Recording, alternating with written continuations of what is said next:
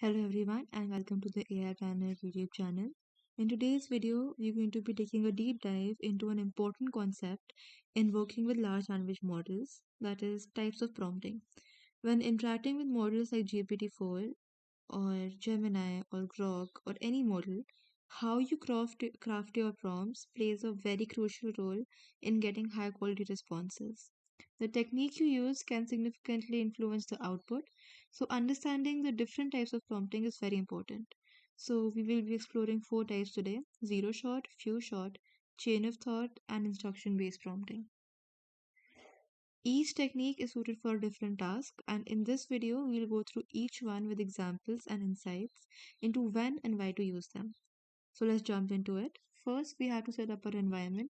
We'll be installing the OpenAI library and the Python library for this. So I am using Azure's OpenAI GPT-4 model today, and you can use any model of your choice. It could be open source too. I'm using the Azure one right now. So we initialize the client by fetching secret keys like the deployment name, endpoint, API key from the environment set up in my Google Colab notebook. If you're running this code in Google Colab or any similar environment, make sure these keys are stored correctly in your environment variables or an environment file if you're using any other environment. So if you forget to add them, the script will raise an error prompting you to add them. Next, we also have a function here to generate the responses once the prompt is entered. Okay, now let's start with the prompting techniques. So first we have zero shot prompting. Zero shot prompting is basically the simplest and most direct method of interacting with a large language model. In this technique, you provide the model with a task or question without giving it any examples or context. You essentially ask the model to perform a task based solely on the instructions you provide. The model uses its internal knowledge, which it has learned during the training, to generate the response. So here in the example, we want to ask the model to translate a sentence into another language without any prior examples. And as we can see, it provided us the correct output. So when do you actually have to use this? You have to use it when you have a simple task which does not need a lot of examples and you need immediate answer or result without the need to train the model with any examples. It is effective when the task involves general knowledge like translations, definitions, factual informations that the model already has learned. Next, we have few shot prompting. So, this involves providing the model with a few examples to guide its response. This method is particularly useful when the task requires the model to understand a pattern or context that can be learned from a few samples. So, you provide the model with a few input output examples that demonstrate the pattern or format you wanted to follow. The model uses these examples to understand the task and then generate the output for a new unseen input.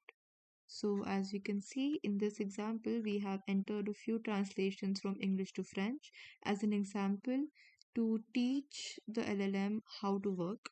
So by providing these examples, the model now has context and understands the pattern of English to French translation. It can then translate the new sentence correctly. As we can see, the result is correct here. So when exactly should you use this type of prompting? You can use it when you have to teach the model how to recognize and replicate a pattern. You use it when the model needs context to generate a correct or relevant output. You use it to allow the model to generalize from the examples and apply the learned pattern to your new inputs. Third, we have the chain of thought prompting. So basically, this is a type of prompting that encourages the model to explain its reasoning step by step before generating a final answer. This type of prompting is extremely useful for tasks that require logic, problem solving, or multi step working. So you ask the model, as you can see in the example, you ask the model to think through a problem in a series of steps. Each step builds on the previous one, allowing the model to reason through the problem and arrive at a conclusion. So here you can see we have given it a math problem with a set of steps it has to follow in finding the final answer. So once we run this, As we can see, the language model solved it in a series of steps one by one before giving us the final output here. So you can use this when you need the model to explain its reasoning or thought process behind maths problems, logic puzzles, or complex decision making tasks. This is ideal when the task involves multiple steps or a process that requires intermediate reasoning. And then at last, we have the instruction based prompting. So, this prompt based technique is to help you provide the model with explicit and detailed instructions about the task you want it to perform. So, it is particularly useful when you want the model to focus on specific details or perform a task in a very certain way.